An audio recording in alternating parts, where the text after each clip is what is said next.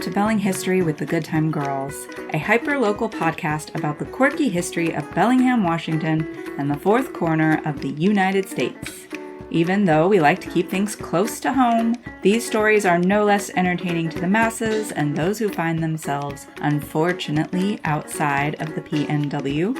We are your hosts. I'm Kolby. And I'm Ren, and we are co-owners of Belling History Tours, also known as the Good Time Girls. If you want to know more about our tour business, visit our website at bellinghistory.com.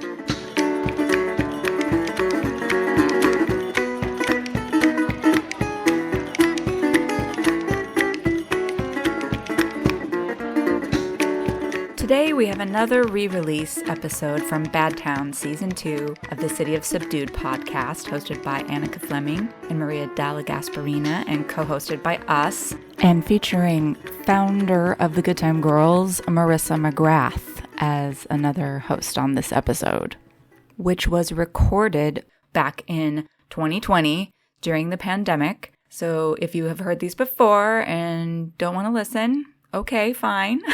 Or give them a re-listen, or if you haven't heard them, just be aware these are a few years old. So we are going to update this one just a little bit. Today's episode is called Bad Cursed Town. This was episode 2, right after the intro to Badtown. In fact, I think they were recorded at the same time and it maybe got split into 2 episodes. I can't remember. But I do remember this one I felt got edited a bit weirdly. I feel like some stuff maybe got a little bit left out, so I'm going to add some extra discussion on this one. Okay, I'm going to play the episode now. Enjoy.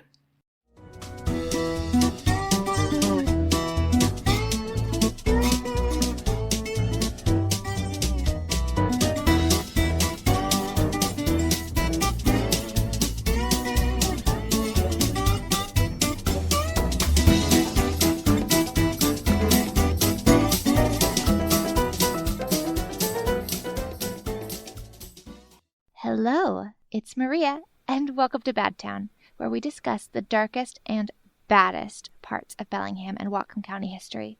We are joined today by Marissa. Hi. And Kolby. Hello. From the Good Time Girls. This is our first deep dive into a Bellingham legend. What will we be talking about, and how does it tie in to our series theme?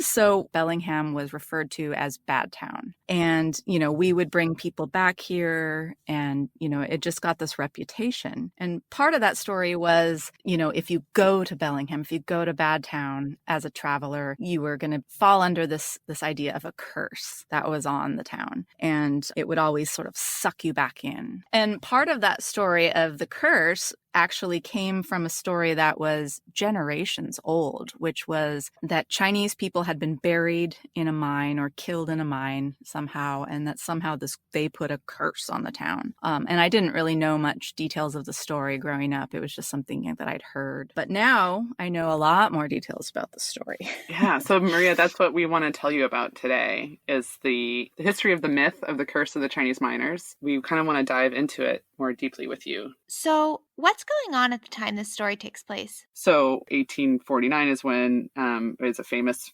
time period because that's when the gold rush is really happening. This gold is actually discovered in a creek in 1848 in California. But by 1850, there were, out of a population of 23.2 million people in America, 4,000 were Chinese, and they were basically all in California. And they were there to make money off of the gold rush. They were panning for gold. Also at the time, no any kind of immigration rules or laws. But it doesn't take long for people in California in particular to get real pissy about that concept and to specifically single out the Chinese. So this is shortly after the Mexican-American War. The white men that are sort of left in California sort of see the gold mining as their way that they're going to make their fortune. Any competition in that area of looking for gold is not appreciated. So my question to you, Kolby, is if you can talk a little bit more about what Chinese labor, like what that looked like in Bellingham. What kind of work was offered to you?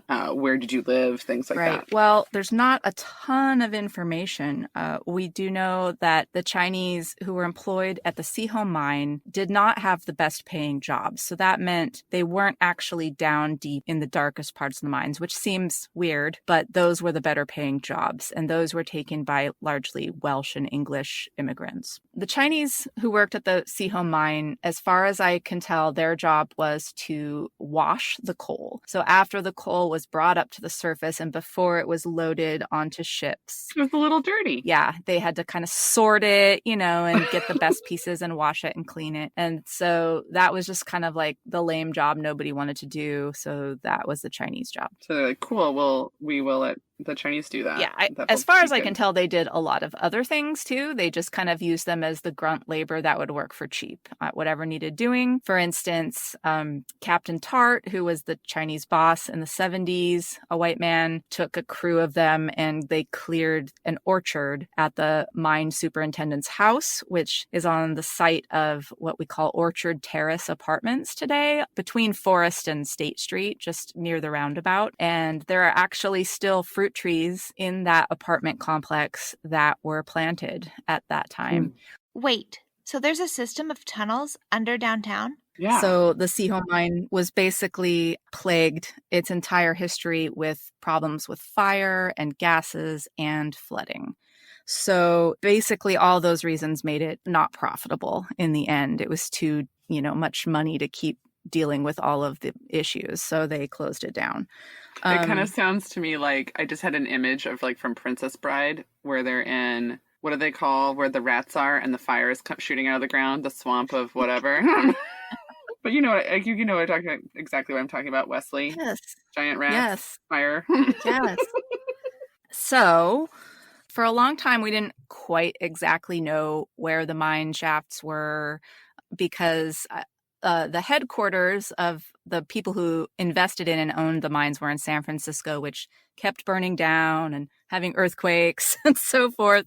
And so a lot of the records around the Sihom mines were lost. But we do know, after geologists from Western and other places have studied a lot of the downtown area and looked very thoroughly at what records we do have and kind of figured it out. So they're sort of in a zucchini shape, is what I've heard, under downtown Bellingham. Is this just their way of not saying wang shape? Like, what do they mean? I like that better.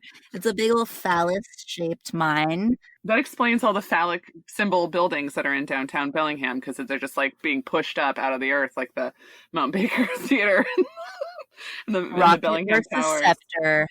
The scepter. And the rocket. It's just a big old cockfight. Wow. Just a bunch of wangs. So,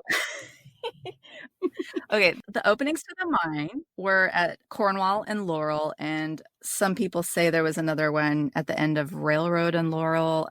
There's some discussion over where there were, but they actually sank two different shafts that were separate from each other. Shafts. I know, I was trying to move on, but I... because of the problems that I mentioned before, so they tried to make another shaft to see if it would be any better, and it wasn't. There's been cave-ins over time.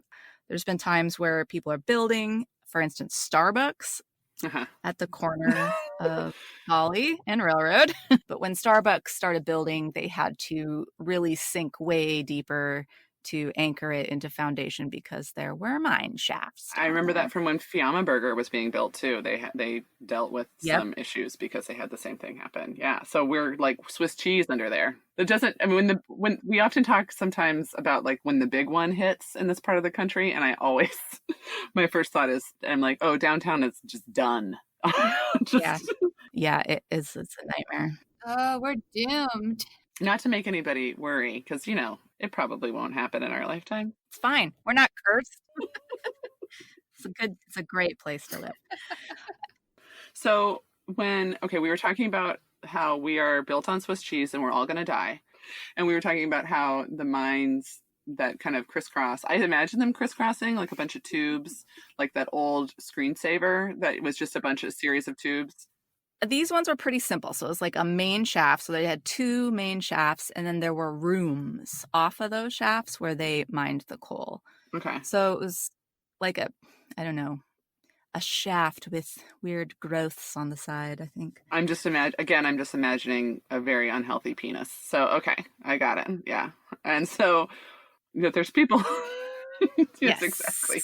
But there are people inside, and it's deep, deep underground. So you could kind of see how there could be problems that could be dangerous for human beings that are working down there. And there were many. And many of these people were Chinese workers. When did they first arrive in Bellingham? The first times we hear about Chinese people coming to Bellingham was during the Fraser River Gold Rush of 1858. California gold rush has kind of been and done. There's other gold rushes and various mining, wahoos happening here and there and everywhere. But that was when some Chinese merchants were first reported in Bellingham Bay. Right, which I think it's famously there's like less than 300 people living in Bellingham Bay at that point. And then we end up with like 10,000 people literally overnight, over a couple of days. There's 10,000 people camped out on the beach. And that includes... I feel like it was more like 50 people. It was tiny. Okay, yeah. So that makes lots of sense. So 50 to like 10,000 when what we think of as Bellingham now. So what is the actual curse? There's like so many versions of the story. Oh yeah, totally. But the basics are Chinese died in the mine, and either purposely or semi-purposely. Yeah. So the version that I was told, they were sort of just like cast aside, and then the Chinese, while they were trapped, then cursed the town of Bellingham, and the specific curse was that no one shall ever leave Bellingham. How long has this story been around? Actually, the earliest versions of the story do not mention a curse at all. Ooh. So that's something that evolved later. And in fact, the earliest versions of the story were more about if you dig into the old mine, you can find treasure, because people believed that the Chinese kept their money on them in money belts and hoarded their money and, kept it on their person, and all these ideas about them. And so a lot of children were kind of told, like, you could dig for treasure. So it evolved from this story of finding buried treasure where the Chinese were almost like an aside.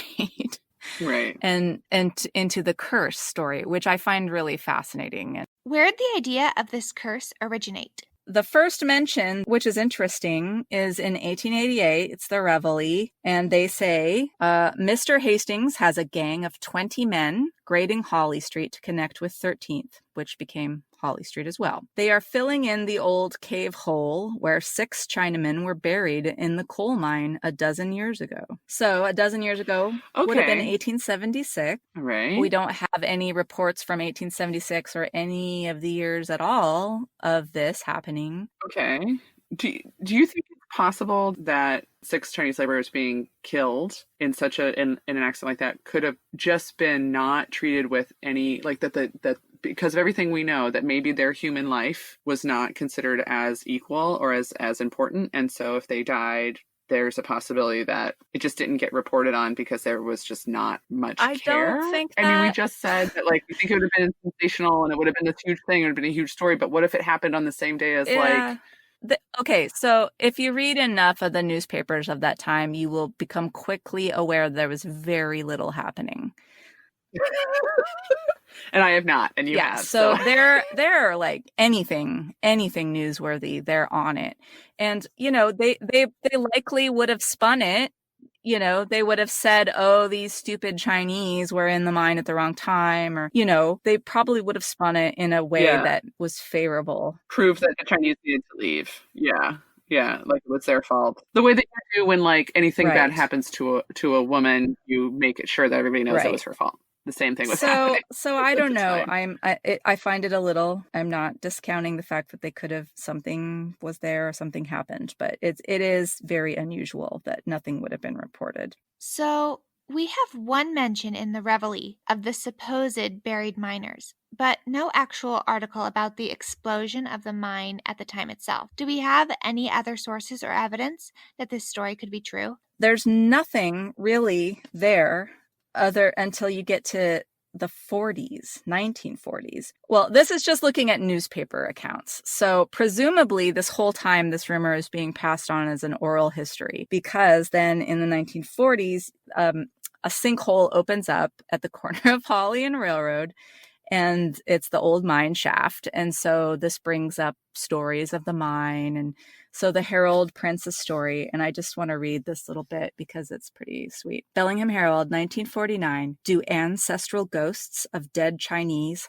haunt the sulfurous mine levels that underlie Bellingham? What secrets are contained in the rubble-filled passageways of the Seaholm coal mine, and what treasure? 70 years have passed since the mine was abandoned, but the legend persists that it is a giant sarcophagus for unnumbered Chinese laborers, each with their life savings strapped to their skeletons. Dun, dun, dun. Oh my God. First of all, the writing has gotten way better at this point. I am riveted. I want. Yeah. It's like delicious true crime. Like, I want to believe that something that exciting could be happening, but also like there's still so much just like dripping racism in the middle of this whole thing as well. It's like, and also like sarcophagus, like you're mixing your racist metaphors. Newspaper. It's really exotic. It doesn't matter. So it's just like far away land. No, it's funny because they lead in with that super tantalizing thing, but then they go on to be like, it's probably a myth. We interviewed these old timers, and they pretty much said otherwise. Right. So and since we kicked all the Chinese out shortly after this, we don't have any Chinese people to ask this question to. So we had to ask a bunch of old white guys who are like, I don't know. Yeah. And then there's that. But so Cecil Morse of Morse Hardware is one person they talked to. And he just basically was like, I don't know. But we were told, like our whole lives as kids, that if we would dig into the old mine, we would find gold in the money belts of Chinese who were drowned when the mine was flooded. So there's a flooded version. And again, the treasure and the gold belts. Percival Jeffcott, who you may know from writing... That's not a real person's name. Percival. Jeffcott? Percival is his first name. Percival. Percy Jeffcott. Yeah. So he wrote many local Whatcom history books. Yeah. He's a local historian. Yeah.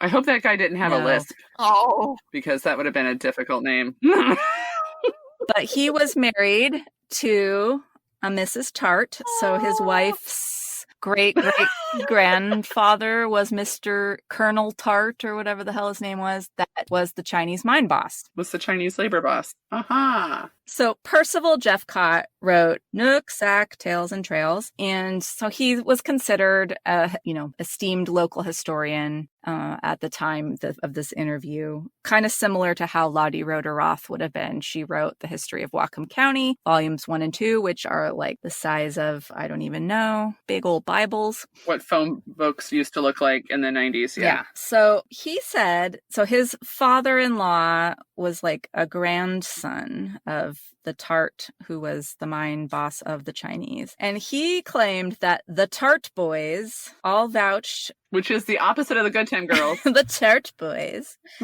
Which I think means like, whichever old tarts were left that he talked to. They vouched for the statement that a number of Chinese were left in the mine.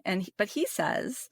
After an explosion that was touched off by a number of celestials, which was the common term they used to refer to the Chinese. So basically, he says they were exploring a slope while the white miners were off duty on a Sunday, and they somehow touched off an explosion and were killed, which is a different story than I'd seen or read anywhere else. So that's interesting. Like they hit a methane pocket or something. He doesn't elaborate, so I have no idea.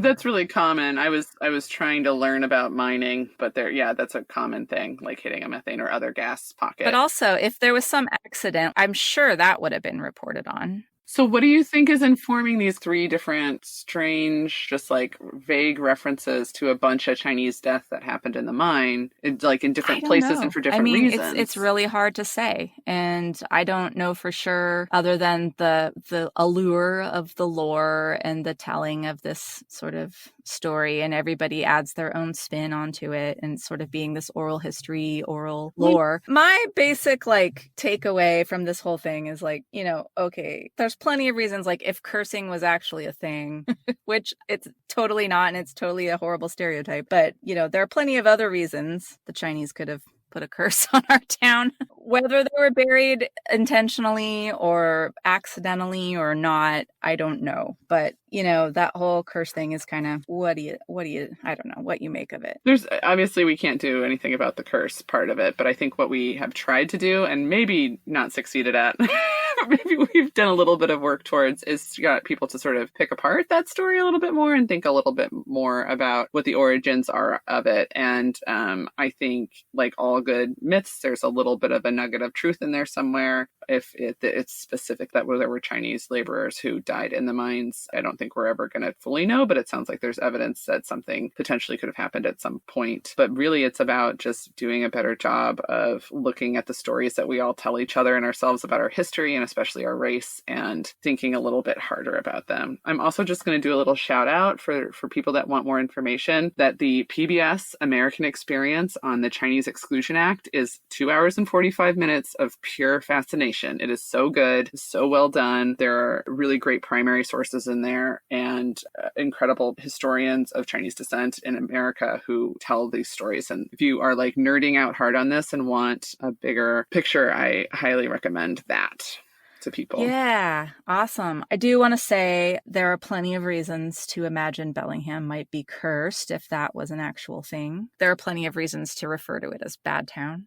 This is just one little story. If you feel like you're living with a curse, you should tell us about it. I feel like Bellingham's real curse is that no one wants to leave, but it keeps getting too expensive, and so it pushes people out. Right? All right. It's true. Yes. So with that, we are going to say good night to our beautiful friends, the Good Time Girls, and Annika and I are going to talk about our local treasures this week. Thank you for having us. Yeah, thank you so much. This is going to be fun.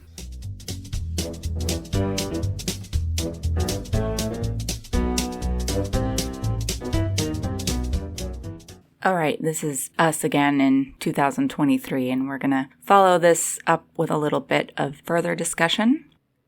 I want to reiterate that newspapers at this time in the 1870s reported on all kinds of horrible things happening to all kinds of people and wrote horrific racist things all the time.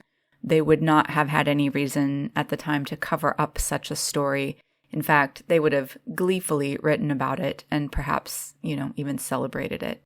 And that was kind of the point I was trying to make. Not that I am trying to apologize for anyone or cover any tracks or anything like that. It is entirely possible the story was covered and just has been lost somehow, but lots of folks, including myself, have combed through those newspapers. There are lots of mentions of people dying in the mines, both white and Chinese. Nothing, though, that matches up with the story from the legend.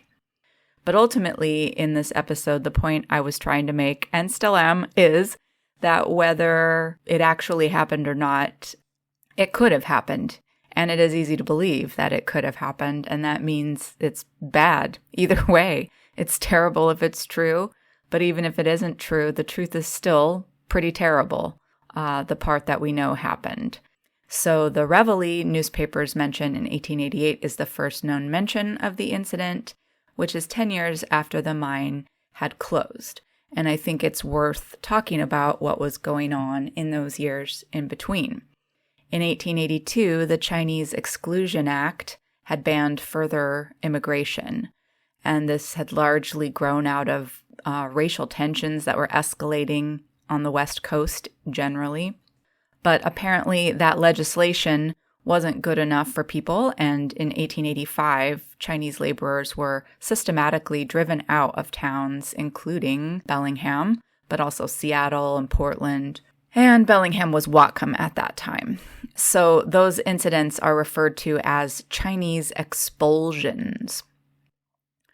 So here in Bellingham, the Whatcom Reveille had promoted the idea that Chinese immigrants were to blame for many of the area's woes, stating, quote, "For every Chinese employed, an American home is destroyed." The paper also introduced a total boycott of Chinese and of their businesses. Residents who refused to sign the general boycott saw their names published in the Reveille. Lottie Rhoda Roth stated that on November 7th, 1885, quote, "The thoroughly frightened Chinamen left the town as ordered, and their going was celebrated with a grand torchlight parade." So it is in this sentiment and context that kind of has led some people to chalk the coal mine story up to just one more terrible thing said about the Chinese or rumors spread about them by the Reveille. Here's a quote from that 1949 article that kind of illustrates again how many people felt at the time. This is a man in 1949 reminiscing. It's referencing the story of the curse. Quote, "I've talked to some of the Seaholm miners themselves, and they hadn't heard about it, though they thought it was a good idea. Chinese weren't popular then. No one liked the Chinese in those days because they worked for practically nothing and lived like misers. They were apart from the community and looked upon suspiciously. It was believed they had every penny of their savings buried under their floor or carried on their persons. Well, we're all treasure hunters at heart. It's not hard to see how such a story could get started and last so long. You know, I tell it myself sometime." So to us, this is the horrible thing, that people told this story for years without much of a thought to the actual people, the Chinese people, who lived and worked here and were treated terribly and literally driven from town. That Chinese exclusion legislation, of course, didn't end the labor issues. It just made for a lively trafficking of Chinese people, the smuggling of which often resulted in their abandonment and death along the way. In the late 1890s and early 1900s, the Pacific American fisheries began to bring Chinese seasonal laborers to work in their cannery complex on the Fairhaven waterfront, and those laborers also faced discrimination and harassment. They lived in a segregated bunkhouse, and there was a rule that they could not cross the intersection of Patton Creek and had to remain in the part of town below that, quote, deadline. So yeah, maybe the town deserved a quote-unquote curse, though the concept of a curse also plays into that mystical, magical, sinister Asian stereotype. I think that curse idea crept in, kind of like white guilt. I started to wonder if perhaps the shift over time from stories of so-called buried treasure to a, quote, curse might have arisen from a slowly growing cultural awareness that maybe it was a pretty awful thing to bury Chinese people in a mine and or run them out of town or treat them the way they had been treated. Perhaps the Chinese curse urban legend is a cultural remembrance of and a way of grappling with the appalling past treatment of Chinese immigrants who lived on Bellingham Bay. But then again, it is kind of also the dominant white culture's way of recentering ourselves as the victims. The reality is the people of Bellingham cursed the Chinese, not the other way around. So reparations for the terrible treatment took a step forward in 2011 when Bellingham Mayor Dan Pike issued a formal apology to the Chinese community for the expulsion at a ceremony in Fairhaven that included the replacement of a historical marker that had commemorated the, quote, Chinese deadline at Patton Creek. That event was one of many in that same year in the Pacific Northwest as part of the Chinese Expulsion Remembrance Project. Other events took place in Mount Vernon, Seattle, Tacoma, and Olympia. The replacement marker includes Chinese characters bearing a saying from Confucius, translated as, "Study the past if you would divine the future," or know the future. So in 2018, the reconciliation continued with a larger and more inclusive monument that was spearheaded by the local Sikh community after the 100th anniversary of the 1907 Bellingham riots, at the time referred to as the Hindu riots, but was in fact against the Sikh community of workers who had come down from Vancouver, BC to work in the mills. So a 12-foot, 10-ton granite monument called the Arch of Healing and Reconciliation was installed on the library lawn across from Bellingham City Hall at that time in 2018. And that arch acknowledges multiple shameful periods in Bellingham and Whatcom County history, including when the Chinese were pushed out in 1885, as well as the Sikh riots of 1907, and also the forced internment of Japanese Americans at World War II in 1942. So the arch is also meant to honor all immigrants who came here and recognize those who have come seeking better opportunities. So yeah, we feel like we should probably take Confucius's word for it and study the past to know the future, or divine or define the future. Let's learn from our mistakes and maybe for once, try not to repeat them. We hope everyone will join us in our efforts to continue to examine ourselves and our past and make amends as we need to. We think it's up to us, speaking both as and to persons benefiting from the legacy of white privilege, to acknowledge and own that history in order to lift the curse of Bad Town. Thanks all for listening.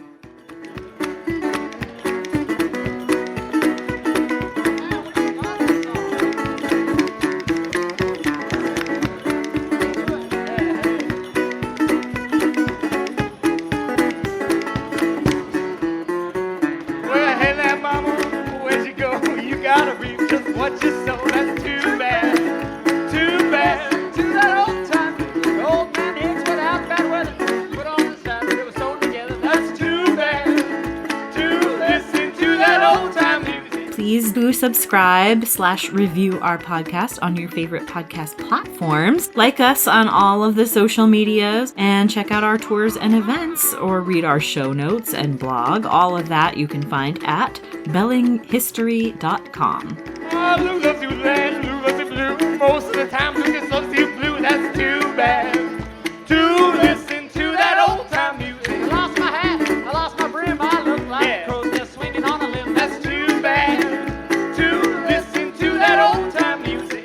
And as always, we'd like to thank Devin Champlin and the late great Lucas Hicks for the use of the Gallus Brothers song, Too Bad West Coast Blues. You can find more Gallus Brothers tunes on Bandcamp, and you can find Devin Champlin also on Bandcamp and at Champlin Guitars in Bellingham. Lost my hat, lost my brim, looking like a crow's nest swinging from a limb. That's too bad, too bad.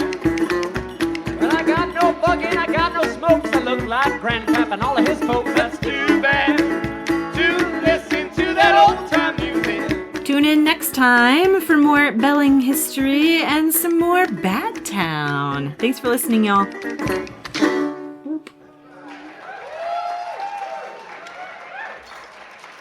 Thank you. Thanks.